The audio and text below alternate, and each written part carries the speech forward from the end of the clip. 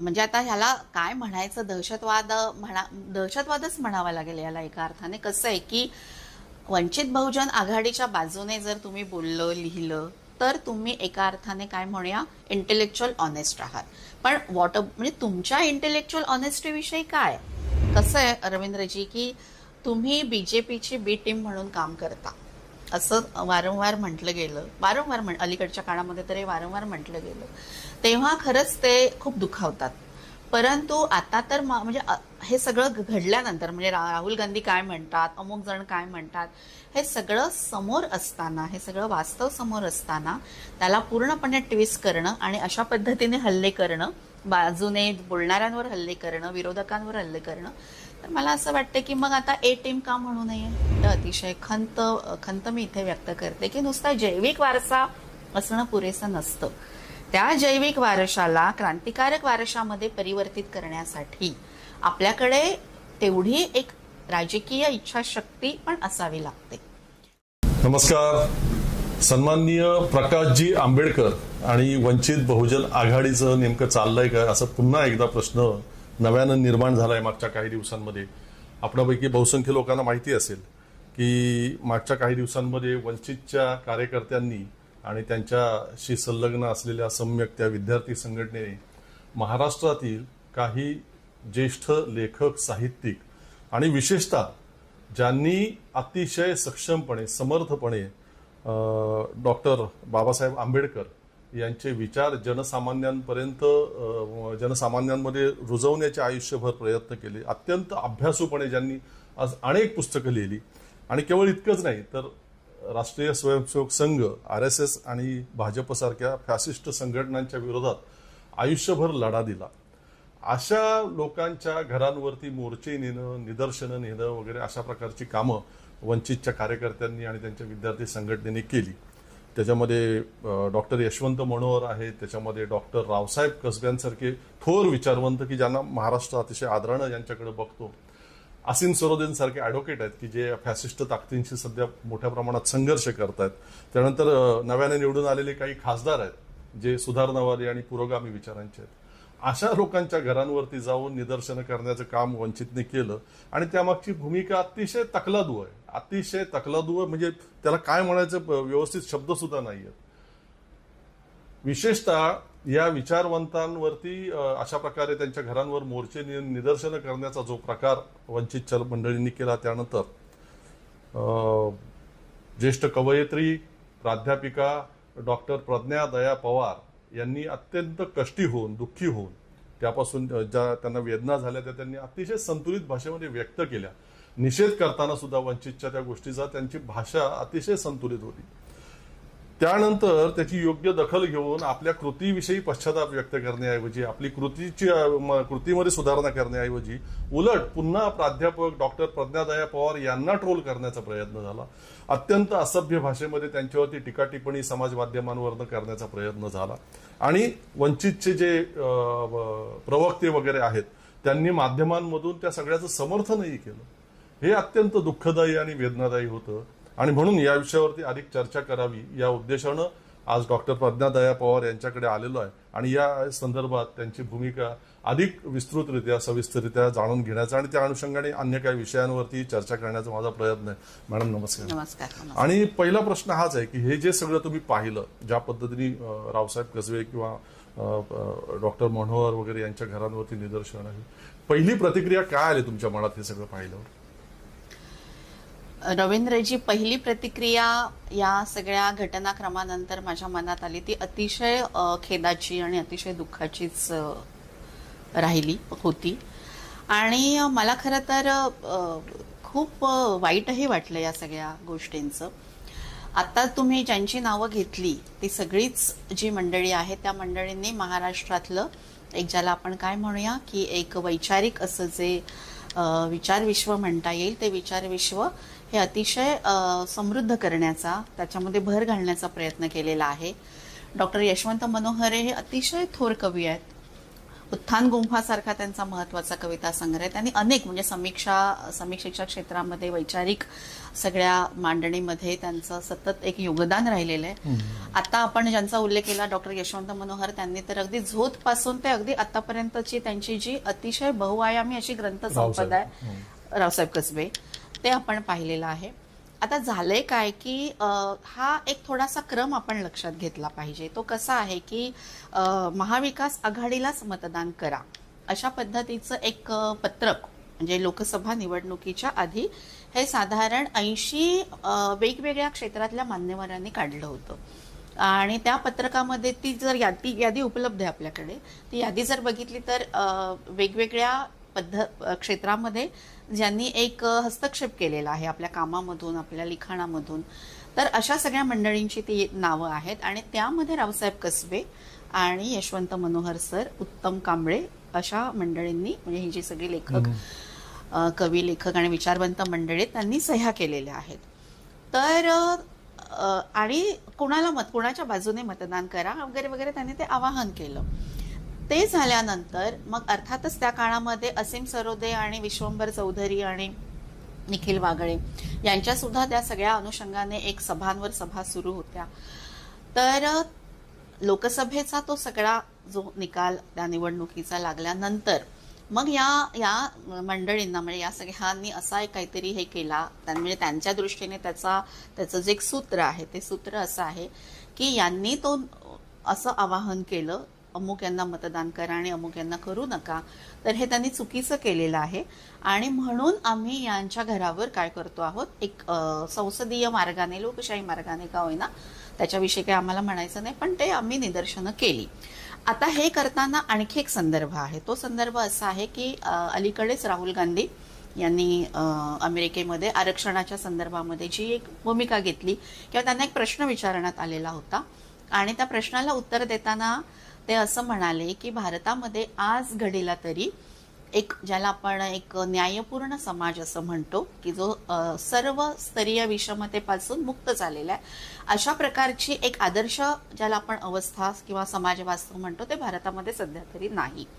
जेव्हा भारत हा पूर्णपणे या शोषणमुक्ततेच्या दिशेने वाटचाल करेल तेव्हा आरक्षणाची मुळात गरजच राहणार नाही, तेव्हा आरक्षण संपुष्टात येईल.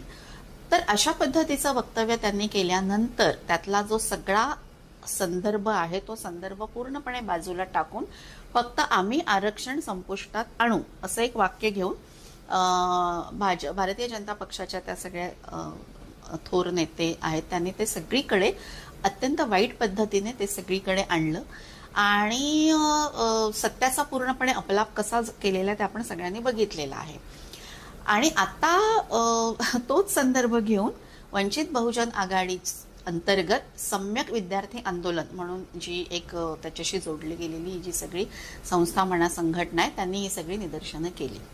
आता मुद्दा असा आहे की हा निदर्शनाचा जो बेस आहे ना, की ज्याला आपण काय एक बुनियाद म्हणतो, तोच इतका बेसलेस आहे, म्हणजे त्याला कुठल्याही पद्धतीचा आधार नाहीये. कारण म्हणून मी आज सकाळी सुद्धा रवीश कुमार यांनी 13 मिनिटांचा एक त्याच्यावर व्हिडिओ केलेला आहे, तो पण मी शेअर केला माझ्या फेसबुकवर, माझ्या अकाउंटवर, की त्याच्यामध्ये राहुल गांधी सातत्याने हे म्हणत आहेत की 50% सुद्धा आरक्षण आम्ही वाढवू इच्छितो. कारण आज भारतामध्ये जे एक कंगालीकरण झालेलं आहे की जो सगळा आर्थिक प्रश्न हा अधिक विक्राळ स्वरूपामध्ये उभा आहे, तर आम्ही 50%हूनही अधिक आरक्षण नेऊ आम्ही जर निवडून आलो तर. आमच्याकडून पण काही चुका झालेल्या आहेत, काही गोष्टी आम्ही करायला हव्या होत्या त्या घडलेल्या नाहीत अशी सुद्धा कबुली ते वारंवार देतात. आणि त्याचबरोबर ते असंही म्हणतात की जातीनिहाय आरक्षणाचा जो मुद्दा आहे की जो आता आपल्या दृष्टीने खूप महत्वाचा आहे, त्या जातनिहाय आरक्षणाचा सुद्धा ते आग्रह वारंवार धरतात, हे आपल्याला त्या व्हिडिओमध्ये दिसतं. हे सगळं बाजूला ठेवून फक्त जसं आपण रवींद्रजी आता खूप जण विचारवंत म्हणत असतात की सध्याचा काळ हा पोस्ट ट्रुथचा काळ आहे, म्हणजे सगळ्या सत्याची काय करायची, सत्याची मोडतोड करायची आणि त्यातलं एखादंच संदर्भ, एखादंच सुट्ट वाक्य घेऊन ते आपल्याला सोयीचं ठरेल अशा पद्धतीने ते समोर नाचवत राहायचं.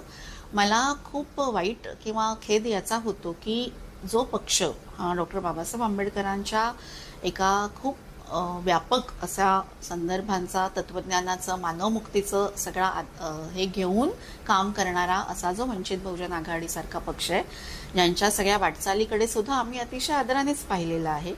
तर ती सगळी मंडळी आज ज्या पद्धतीचं हे वर्तन करतायत, या वर्तनामुळे मला खरोखर खूप दुःख झालेलं आहे. आणि तीच भावना, तीच दुःखाची, खेदाची, मला वाटणारी खंत, हे सगळं एकवटलं कुठे, तर मी पहिली पोस्ट लिहिली त्याच्यामध्ये.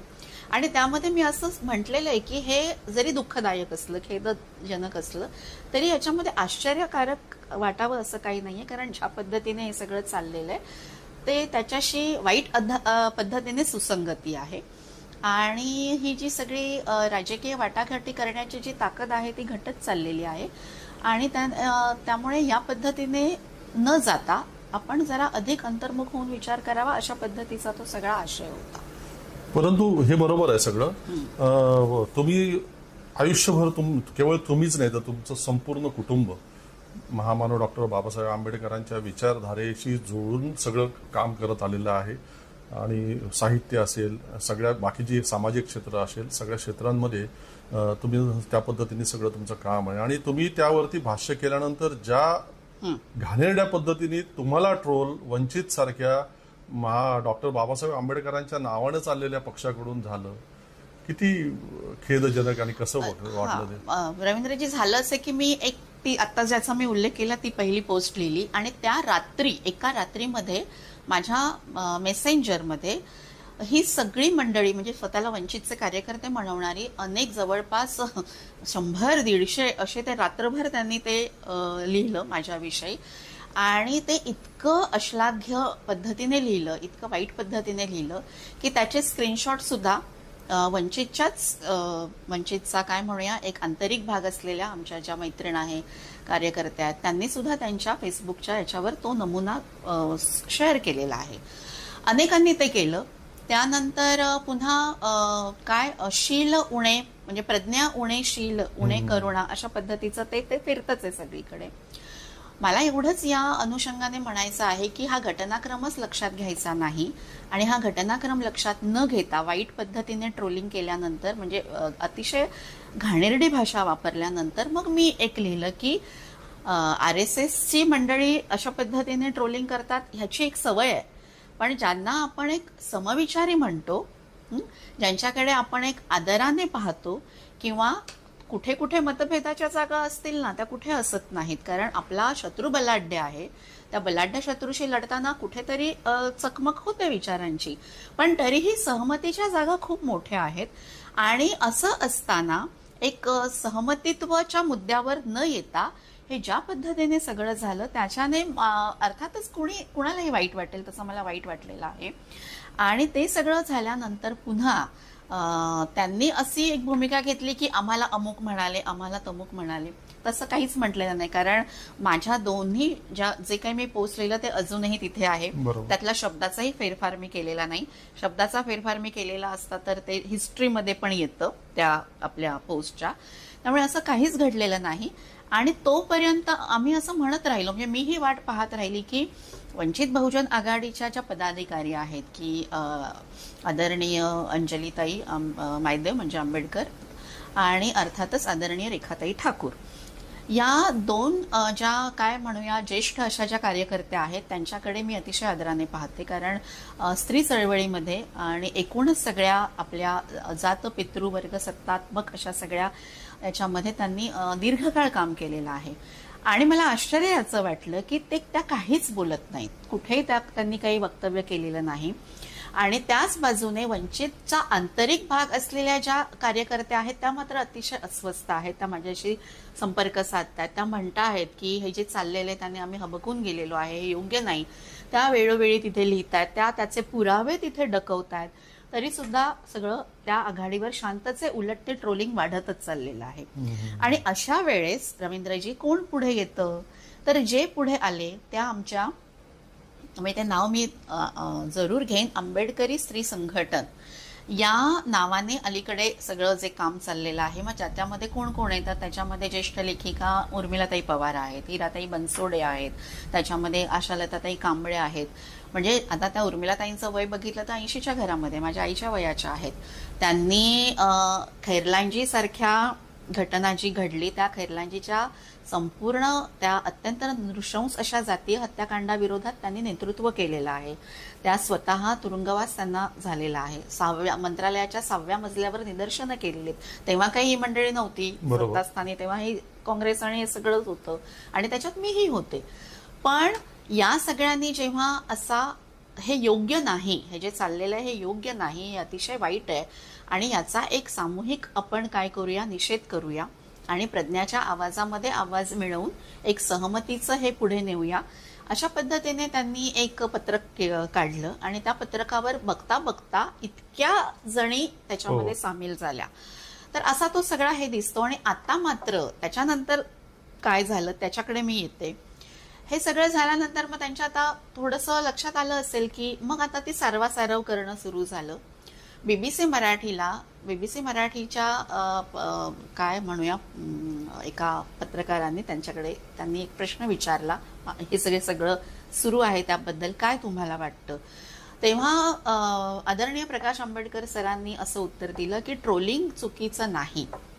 म्हणजे हे ट्रोलिंग जे होत आहे ते चुकीचं नाही, ट्रोलिंग झालंच पाहिजे, कारण ही मंडळी असं म्हणतात तसं म्हणतात. ही भाषा चुकीची आहे, भाषा चुकीची आहे आणि ही भाषा सुधारण्याचा आम्ही प्रयत्न करू. म्हणजे त्यांनी हे मान्य केलेलं आहे की प्रज्ञा दया पवार नावाची जी कोणी व्यक्ती आहे तिच्यावर आपल्या कार्यकर्त्यांनी अश्लाघ्य पद्धतीने ट्रोलिंग केलेलं हे त्यांनी मान्य केलेलं आहे. त्याच्यानंतर रेखा ठाकूर असं लिहितात की त्यांनी आता एक पत्रक त्यांच्या फेसबुकवर अनेकांनी शेअर केलं. तर त्या असं म्हणतात की आमच्या कार्यकर्ते जे आहेत ते आमचे कार्यकर्ते हे अजूनही ब्राह्मणी पितृसत्ताक मूल्यव्यवस्थेतून मुक्त झालेले नाहीयेत. म्हणजे ब्राह्मणी पितृसत्ताक मूल्यव्यवस्थेतून मुक्त झालेले नाहीत म्हणजे अजूनही त्याच एका स्त्रियांच्या संदर्भामध्ये जो एक पारंपरिक असा जो एक विचार असतो, मनुवादी विचार असतो म्हणा, ब्राह्मणी जी एक ही असते म्हणा, कन्सेप्ट असते म्हणा, तर त्याच्यातून आमचे कार्यकर्ते अजून मुक्त झालेले नाहीत. म्हणजे याचा अर्थ त्यांनीही हे मान्य केलेलंच आहे की ते मुक्त झालेले नाहीत. त्या एका अतिशय परंपराग्रस्त अशा मानसिकतेतून त्यांनी हे सगळं लिहिलेलं आहे असं एका अर्थाने त्यांनी कबुली दिलेली आहे. आणि ती कबुली देताना त्यांनी शब्दांशी असे खेळ खेळलेले आहेत किंवा अशी सारवासारव केलेली आहे की त्याचं मला तर एका बाजूला वाईटही वाटलं, एका बाजूला हसूही आलं. त्या असं म्हणतात की शीलाचा जो अर्थ आहे ना तो अर्थ म्हणजे स्त्रीचं एक व्यक्तिगत चारित्र्य असा अर्थाने आमच्या कार्यकर्त्यांनी घेतलेला नाही. त्याला ते असं म्हणतात की एक प्रकारची ही इंटेलेक्च्युअल काय म्हणूया ऑनेस्टी, या अर्थाने आम्ही तो शील असा शब्द आमच्या कार्यकर्त्यांनी वापरलेला आहे. आता म्हणजे रेखाताई असं म्हणतात, प्रकाश आंबेडकर सर असं म्हणतात. त्याच्यानंतर ज्या रेखाताई कोणीतरी एक मंदार माने म्हणून आहेत त्याच्याच अनेक पोस्ट जे ते फेसबुकवर अक्षर तुटून पडलेले आहेत तर ते शेअर करतात. तर ते असं म्हणतात की शील आणि करुणा यांचा अनर्थ उडवणं, कांगावा करणं, म्हणजे मी कांगावाखोर आहे आणि सह्यांची मोहीम राबवणं आणि प्रज्ञा दया पवार यांच्या एका व्यक्तिगत कारणासाठी एवढ्या सगळ्या स्त्रिया एकवटतात आणि प्रज्ञा दया पवार यांच्या व्यक्तिगत कारणासाठी या सगळ्या स्त्रियांचा वापर होतो, हे वाईट आहे. आता गंमत पहा, म्हणजे मला असं म्हणायचंय की प्रज्ञा दया पवार ही एक लहानशी व्यक्ती आहे. या सगळ्या स्त्रियांची नावं जरी आपण वाचली ना तरी त्यांची संपूर्ण हयात गेलेली आहे चळवळीमध्ये काम करण्यामध्ये आणि सगळ्या विषमताजन्य गोष्टीविरुद्ध लढण्यात आणि पूर्ण लेखन करण्यामध्ये. त्यामुळे कुणीतरी एक प्रज्ञा दया पवार असं म्हणते, उठते आणि सांगते की माझं बाबा हे असं हनन मोहीम सुरू आहे आणि तुम्ही लिहा, असं होत नसतं. असं जेव्हा तुम्ही म्हणता ना, म्हणजे रेखाताई जेव्हा असं म्हणतात, या सगळ्या ज्येष्ठ अशा स्त्रीवादी आणि त्यांचे वेगवेगळे हे असतील शेड्स असतील, कोणी आंबेडकरवादी याच्यातून पुढे आलेलं आहे, कोणी आणखी कुठून, तर गांधीवादी आहेत, काय आणखी वेगवेगळ्या छटा घेऊन काम करतात, उदारमतवाद एका अर्थाने आपण व्यापक अर्थाने म्हणू. तर तुम्ही या सगळ्या ज्येष्ठ स्त्रियांचं पण काय करता, मामुलीकरण करता, बरोबर, त्यांच्या कामाचं. आणि माझं तर करता पण यांचंही करता. त्यामुळे मला असं वाटतं की हा जो सगळा गोंधळ आहे, म्हणजे प्रकाश आंबेडकर सरांनी असं म्हणणं, रेखाताईंनी असं म्हणणं आणि त्यांचे जे काही सगळे कार्यकर्ते आहेत ते कार्यकर्त्यांनी असं म्हणे याच्यातून होतं काय की सगळा गोंधळ माजवून द्यायचा, शब्दांचे खेळ खेळायचे, सारवासारव करायची. आणि हे सगळं बघितलं तर मग आपल्याला RSS म्हणजे राष्ट्रीय स्वयंसेवक संघाचीच ही जी काय म्हणूया ही जी रणनीती आहे ही त्यांचीच रणनीती आहे आणि त्याच रणनीतीच्या पावलावर पाऊल ठेवून हे सगळं चाललेलं आहे. मला तेच विचारायचंय. मला अशी पण एक शंका येते की एकतर तुम्ही मला पाठिंबा द्या, माझ्या सोबत राहा, वंचितच्या सोबत राहा, प्रकाश आंबेडकरांच्या सोबत राहा, अन्यथा घरी बसा, शांत बसा, तुम्ही स्वतंत्र विचार करूच नाही. याच्यासाठी निर्माण केला जाणारा हा दहशतवाद आहे असं पण मला वाटतं. तुम्हाला काय वाटतं? नाही म्हणजे आता ह्याला काय म्हणायचं, दहशतवादच म्हणावा लागेल याला एका अर्थाने. कसं आहे की वंचित बहुजन आघाडीच्या बाजूने जर तुम्ही बोललं लिहिलं तर तुम्ही एका अर्थाने काय म्हणूया इंटेलेक्च्युअल ऑनेस्ट आहात. पण म्हणजे तुमच्या इंटेलेक्च्युअल ऑनेस्टीविषयी काय त्याच्याविषयी जर कोणी प्रश्न विचारले तर तुम्ही लगेच त्यांना काँग्रेसचे पाळीव लेखक म्हणजे आता मी शब्द वापरत नाही, त्यांनी यापेक्षाही भयानक आणि गलिच्छ शब्द वापरलेले आहेत. म्हणजे जरा म्हणजे कुठल्याही पद्धतीचा प्रतिप्रश्नच करायचा नाही, विरोधच करायचा नाही. आता हे कोणाशी सुसंगत आहे? हे मोदी राजवटीशी सुसंगत आहे ना. मोदी राजवटीला कुठल्याही पद्धतीने प्रश्न उपस्थित करणं, विरोध नोंदवणं हे त्यांना मान्य नाही. वंचितचं पण तेच चाललेलं आहे. म्हणजे मला असं म्हणायचं की ज्या इंटेलेक्च्युअल ऑनेस्टीविषयी आमच्या आदरणीय रेखाताई प्रश्न उपस्थित करतात तर मला असं वाटतं की तुम्ही तुमच्या पण इंटेलेक्च्युअल ऑनेस्टीविषयी हा प्रश्न करा ना. बरोबर. आणि प्रश्न असा आहे की त्यांनी असंही म्हटलंय की आम्ही स्वायत्त राजकारण करायचं नाही का, आम्ही आमचा एक ऑटोनॉमस असं हे उभं करायचं नाही का? अर्थातच करायचं, आमची पूर्ण सहमतीच आहे. रादर मला तर खूप आनंद झाला होता की दक्षिणायनसारख्या एक जी हस्तक्षेप करणारी अशी एक चळवळच म्हणायला पाहिजे ती जेव्हा उभी राहिली पुरस्कार वापसीनंतर आणि अनेक या सगळ्यांच्या गौरी लंकेश पासून सगळ्यांच्या ज्या हत्या घडत गेल्या त्याच्यानंतर जो सगळा पूर्ण वातावरणच जे बदलत गेलं आपलं सगळं, तेव्हा दक्षिणायन उभी राहिली आणि महाराष्ट्रातले अनेक लेखक कवी बघता बघता त्याच्याशी जोडले गेले. ते वेगवेगळ्या क्षेत्रातले पण होते, ते फक्त लेखकच होते असंही नाही. आणि तेव्हा नागपूरला प्रकाश आंबेडकर सर होते ना, आम्ही एका विचारमंचावर होतो, त्याच्यामध्ये डॉक्टर रावसाहेब कसबे हे अध्यक्ष होते. त्यावेळेस प्रकाश आंबेडकरांनी जी घेतलेली भूमिका आहे म्हणजे तर ते सगळं अर्थातच अतिशय स्वागतार्ह होतं. त्यामुळे आम्ही तर खूप आशेनेच पाहत होतो. पण काय झालं नंतर त्या सगळ्या लोकसभेच्या त्या सगळ्या निवडणुकीनंतर काय झालं की त्या सगळ्या मार्गाने म्हणजे स्वतंत्र स्वायत्त अशा मार्गाने वंचित बहुजन आघाडी गेली, परंतु जनाधार होता का? ही टक्केवारी का कमी झाली? बरोबर. याचा कधीतरी अंतर्मुख होऊन विचार करायला पाहिजे ना की आपलं नेमकं या संपूर्ण ही जी सगळी कार्यक्रम पत्रिका आहे, व्यापक अर्थाची कार्यक्रम पत्रिका म्हणते मी, त्या कार्यक्रम पत्रिकेमध्ये आपण कोणते मुद्दे घेतले, त्याच्यामध्ये आपलं काही मागे पुढे झालं का याचा विचार न करता सरसकट विचारवंतांना काय करणं, त्यांच्या घरावर समोर जाऊन निदर्शनं करणं. बरं दुसरं असं की घरासमोर निदर्शनं करणाऱ्यांना प्रश्नही विचारला.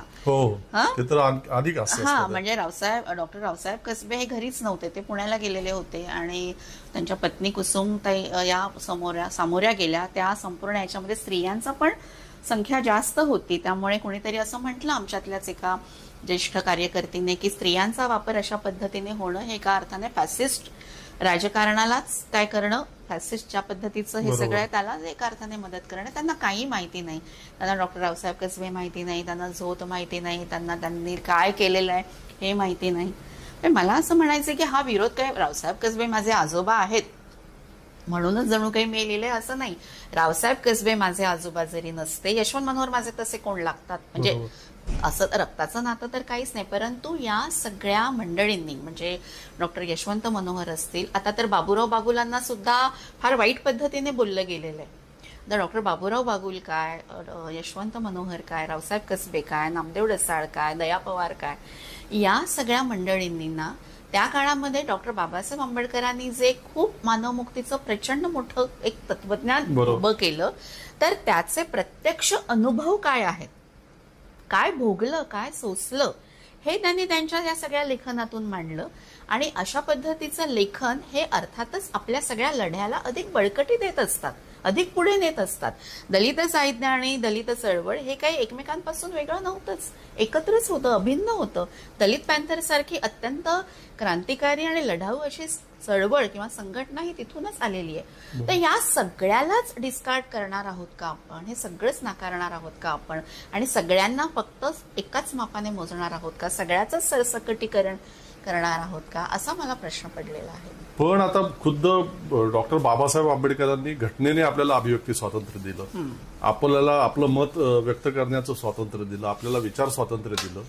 त्याचीच गळचेपी करण्याचा प्रयत्न खुद्द बाबासाहेबांचे जे स्वतः नातू आहेत, त्यांचे वारसदार आहेत, त्यांच्याकडून हा केला जातोय असं वाटत नाही का? खरं तर हे खूपच काय म्हणूया खेदजनक आहे की त्यांच्याकडून हे असं होणं हे म्हणजे मग आपण असं कसं आहे रवींद्रजी की तुम्ही बीजेपीची बी टीम म्हणून काम करता असं वारंवार म्हटलं गेलं, अलीकडच्या काळामध्ये तर हे वारंवार म्हटलं गेलं, तेव्हा खरंच ते खूप दुखावतात.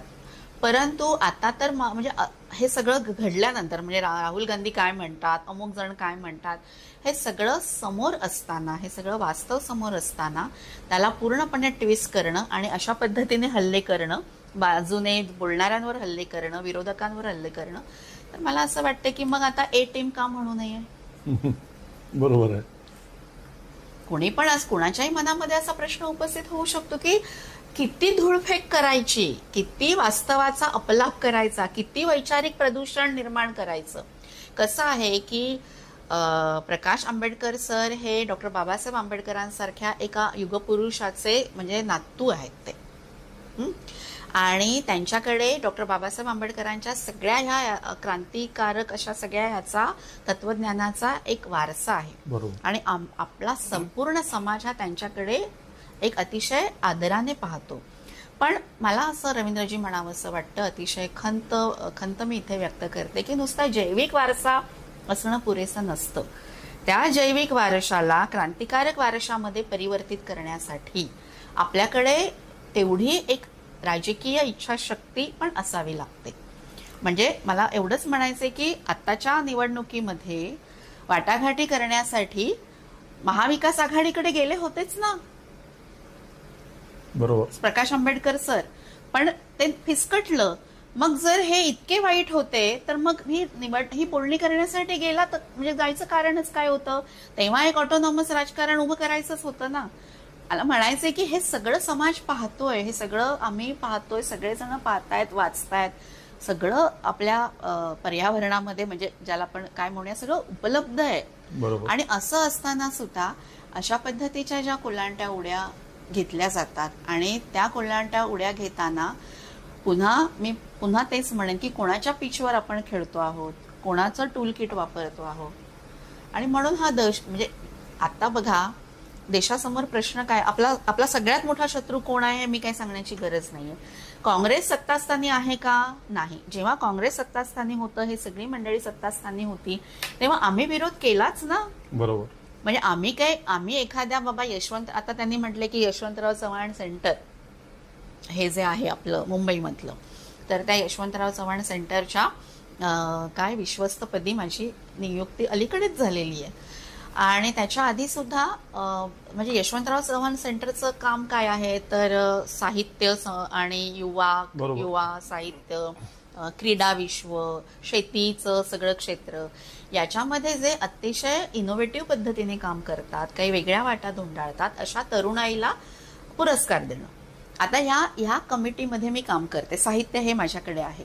आणि आज घडीला रवींद्रजी महाराष्ट्रातले जे अत्यंत ज्यांच्या काय म्हणूया ज्यांच्या सगळ्या वागणुकीविषयी, ज्यांच्या एका अर्थाने नैतिक, या अर्थाने मी म्हणते चारित्र्याविषयी कुठेही शंकाही उपस्थित करता येऊ नये अशी मंडळी तिथे काम करतायत. बरोबर, खरंय. हा, मग आता मी केवळ हा जो फोटो ते नाचवतायत ना सगळीकडे, आता सुप्रियाताई सुळेंसोबतचा माझा, मीच देते तुम्हाला अजून फोटो, एक फोटो काय मी अजून फोटो देते.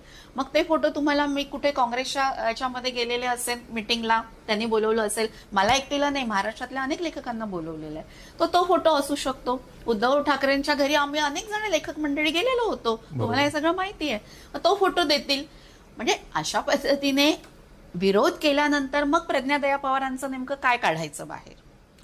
मला ना आणखीन एक असाच हा प्रश्न पडतो की राजकीय कोलांटुड्या वगैरे ठीक आहे, तुम्ही राजकारणासाठी काही भूमिका सतत बदलत राहणार, काही माणसं जोडणार, काही माणसं सतत तोडत राहणार वगैरे, त्या सगळ्या गोष्टी वेगळ्या आहेत. परंतु समाज ज्यांच्याकडे आदराने बघतो सारा या राज्यातला आणि देशातला, अशा विचारवंतांवरती तुम्ही अशा प्रकारचे हल्ले करणं किंवा त्यांच्यावरती दबाव निर्माण करण्याचा प्रयत्न करणं, याच्यातून आपल्या पक्षाची किंवा आपली प्रतिमा मलिन होते. खरं तर सुजाण जनतेच्या मनात आपल्याविषयी रोष निर्माण होतो. हे एक ऍडव्होकेट आहेत प्रकाश आंबेडकर, त्यांनाही कळत असेल माझ्या मते, तरीही हे काय कसं समजून घ्यायचं? कसं आहे माहितीये का, मला तर कधी कधी म्हणजे हे जे गेल्या काही दिवसांपासून चाललेलं आहे ना, हे सगळं पाहताना मला तर असं वाटतं की काहीतरी वेगळ्याच ग्रहावर हे सगळी मंडळी राहतात की काय. म्हणजे आता बघा, लाडकी बहीण योजना, म्हणजे स्त्री मतदार, या स्त्री मतदाराला म्हणजे काय 1,500 किंवा गॅस सिलेंडरचे पैसे थोडेसे आम्ही कमी करू. म्हणजे यातून काय होतं की स्त्री मतदार एक व्यक्ती आहे, एक स्वतंत्र व्यक्ती आहे, ती पण विचार करू शकते. पण कुठेतरी 1,500 द्यायचे, कुठेतरी कशाचं तरी किंमत कमी करून घ्यायची, त्याच्याविषयी संपूर्ण या स्त्रियांचं जे मामुलीकरण करून टाकणं. मी मगापासून मी काय म्हणते की एक स्त्री म्हणून जे सगळं आहे ना चाललेलं, त्याची सगळी मामुलीकरण करण्याची प्रक्रिया करायची, त्याच्याविषयी बोलायचं नाही. आज उमर खालिद 4 वर्ष झाली, तो आतमध्ये आहे, तुरुंगामध्ये आहे, ट्रायल नाही, काहीच नाही, जामीन नाही, कुठल्याही पद्धतीचं ते अजून आलेलं सुद्धा नाहीये बोर्डावर. आणि केवळ मुस्लिम आडनाव आहे, म्हणजे तो मुस्लिम आहे म्हणून त्याला ते ज्या पद्धतीने हे केलेलं आहे त्याच्याविषयी बोलायचं नाहीये. जे संपूर्णपणे मजुरांचा, स्थलांतरितांचा, स्त्रियांचा हिंसा, आज घडीला स्त्रियांची हिंसा ज्या पद्धतीने इतकी भयानक पद्धतीने येते, त्याच्याविषयी काही बोलायचं नाही. पण आम्ही बोललो ना, आम्ही तर सातत्याने बोलतो. कोलकात्याच्या संबंधी आम्ही बोललो, बदलापूरच्या बोलतच राहतोय. अगदी आता त्यांनी नितीन आगेचं काय हे काढलं, नितीन आगेंवरच्या सगळ्या निदर्शनामध्ये आम्ही होतो. मी लेख लिहिलेला आहे, जो लेख महाराष्ट्र टाइम्सने माझा लेख नाकारला होता. त्यांनी माझ्याकडून लेख मागितला त्या सगळ्या अनुषंगाने, मी लेख पण दिला, पण तो त्यांच्या पॉलिसीमध्ये बसत नव्हता म्हणून त्यांनी तो नाकारला. तेव्हा मी समाज माध्यमांवर तो लेख टाकला. दादा खैरलांजीचं हे घडल्यानंतर दादांत खैरलांजी नावाचं नाटक मी लिहिलं, जे मी पदरमोड करून अख्ख्या महाराष्ट्रामध्ये त्याचे प्रयोग केलेले आहेत. हे रेखाताई ठाकूरांना, अंजलीताई ठाकूरांना माहिती नसावं आणि जणू काहीच आम्ही फक्त ते काँग्रेसचे बाहुले आहोत आणि आम्ही राष्ट्रवादीचे बाहुले आहोत. जिथे जिथे विरोध करायचा आहे तिथे विरोध केलेलाच आहे, अतिशय कृतिशील केलेला आहे, अतिशय धारदार विरोध केलेला आहे. आणि आज जर त्यांचं चुकलं तर तिथून बाहेर पडणारच ना, कोण राहील? म्हणजे मला कळत नाही की सगळं जे आहे, तुम्ही जसं मगाशी म्हणालात की सगळं कुटुंब काय, सगळंच आपला सगळा समाज, हे सगळं ज्या पद्धतीने हे करतोय त्या सगळ्याला खीळ बसवायची आणि कुठेतरी त्यांचं मोराल हे खच्चीकरण करायचं, असं काहीतरी जर ह्यांचं असेल, काहीतरी त्यांचं असा विचार जर त्यांचा असेल तर तो विचार कुठल्याही पद्धतीने काय पूर्णत्वाला जाणार नाही. कारण सगळेच, मला असं म्हणायचंय रवींद्रजी, सगळा मतदार आहे ना तो सुजाण आहे. तो त्याच्यामध्ये एक मूलभूत पद्धतीचे एक शहाणे आहे असं माझा विश्वास आहे. आणि ह्या सगळ्या यांना काय करणं, नेस्तनाबूत करणं या संपूर्ण राजकीय पटलावरून, हे आपलं आता सगळ्याधिक महत्वाचं पहिलं काम असलं पाहिजे. आणि त्याला बळकटी देणाऱ्यांना पुढे त्याच्यासोबत जाऊया. यांचं सगळं काम म्हणजे यू टर्न घेतलेलं आहे पूर्णपणे प्रकाश आंबेडकर सरांनी, पूर्णपणे यू टर्न. जेव्हा आम्ही ज्या आशेने आणि आकांक्षेने आणि खूप एका व्यापक याने त्यांच्याकडे बघत होतो, त्या सगळ्याचा पूर्णपणे काय म्हणूया, ज्याला चिरफाळ म्हणतो ना, चिरफाळा निर्माण होतात त्या सगळ्याला, अशा पद्धतीचं हे सगळं सुरू. मला या निमित्तानं शेवटाकडे जाताना तुम्हाला एवढंच विचारायचं आहे की रामदास आठवले आणि त्यांचे सहकारी थेटपणे भारतीय जनता पार्टीच्या काळपात आहेत, त्यामुळे त्याच्यावरती टीका टिप्पणी करण्याचा काही मतलब नाही, ते उघडपणे करतात. प्रकाश आंबेडकरांची भूमिका इनडायरेक्टली कशी आहे ते मागच्या काही वर्षांमध्ये अशा प्रकारे समोर येते. एकूणच आंबेडकरी चळवळ म्हणा किंवा आंबेडकरांना मानून पुढे वाटचाल करणारा संपूर्ण समाज म्हणा, यांचं नेतृत्व योग्य प्रकारे करणारं महाराष्ट्रात आता कोणी दिसत नाही. आणि त्याच्यामुळे समाजात मोठ्या प्रमाणात अस्वस्थता आहे. हे मागच्या काही महिन्यांमध्ये वेगवेगळ्या विचारवंतांनी लिहिलेलं आहे, सांगितलेलं आहे. एक नवीन नेतृत्व या समाजातून निर्माण व्हायला हवं असं वाटतं तुम्हाला?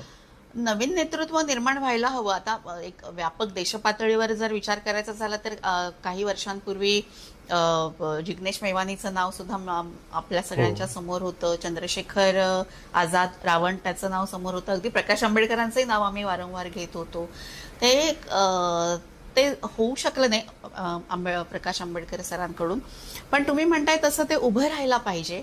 पण आज घडीला अजून ते उभं राहिलेलं नाही. उभं राहायला पाहिजे ही आपली सगळ्यांची इच्छा आहे. ते येईल पुढे.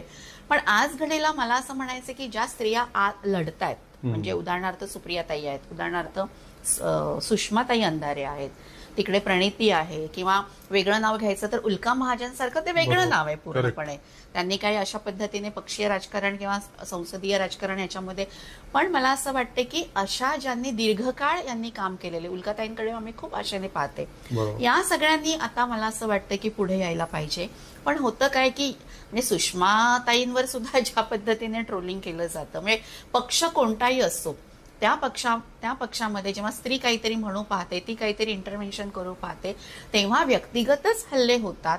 हे का? आणि स्वतःला अत्यंत प्रोग्रेसिव्ह म्हणवणारा वंचित बहुजन आघाडी सारखा पक्ष, यांच्याकडे महिला आघाडी नाही, हे आपल्या सगळ्या कार्यकर्त्यांना प्रशिक्षित करू इच्छित नाहीत. उलट जे ट्रोलिंग करतात त्यांचं ते स्वतःच्या वॉलवर मोठ्या संख्येने डकवत चाललेले आहेत आणि हे ट्रोलिंग थांबतच नाहीये. त्यामुळे मला असं वाटतं की समाज, महाराष्ट्रातला समाज, महाराष्ट्राने देशपातळीवर वैचारिक पातळीवर नेतृत्व केलेलं आहे. महाराष्ट्राकडे संपूर्ण भारत फार आशेने पाहतोय. अलीकडे काय झालेलं आहे की चिन्ह चोरणं, कोणाचे तरी वडीलच चोरणं, हे सगळं आपल्याला माहिती आहे. आणि आज मला असं म्हणायचंय की संपूर्ण भारतामध्ये जो एक अयोध्येमध्ये जे काही घडलं रामाच्या नावाने, जे संपूर्ण म्हणजे एक पूर्णपणे भारताला एक हिंदू राष्ट्र, हिंदू बहुसंख्याकांचं राष्ट्र म्हणून घोषित करण्याकडे जे सगळे निघालेलं आहे, आणि ज्याच्यामध्ये संविधान, भारतीय संविधान आणि संपूर्ण लोकशाही प्रारूप आणि सामाजिक न्यायाच्या पूर्णपणे शकलं उडालेली आहेत, असं सगळं वातावरण असताना मला असं वाटतं आपण कोणाच्या बाजूने उभं राहायला पाहिजे याचं तारतम्य महाराष्ट्रातली सुजाण जनता नक्की घेईल. आणि आता ही काय म्हणतो ना, कधी कधी आपण डोक्यावरून पाणी आता वाहत चाललेलं आहे आणि प्रचंड मोठं आता नाही तर कधी नाही असं एक आहे. आणि नवनेतृत्व उभं राहू देत, उभं राहील अशी मी एक आशा ठेवते. नवनेतृत्वासोबत आम्ही असू, पण जे आज काम करत आहेत त्यांचे हात बळकट कसे होतील याच्यासाठी मी नेहमी प्रयत्नशील असेल. बरोबर. अतिशय महत्वाची आणि गंभीर विषयावरची चर्चा होती आणि त्यांनी नेहमीप्रमाणेच अतिशय संतुलित आणि परखडपणे, अभ्यासूपणे आपलं मत मांडलेलं आहे. यावरती मी अधिक काही भाष्य करण्याची गरज आहे असं मला वाटत नाही. आपण सगळ्यांनी त्यातनं योग्य तो बोध घेऊया. धन्यवाद प्रज्ञाजी, तुम्ही वेळ दिला, मी आपला आभारी आहे.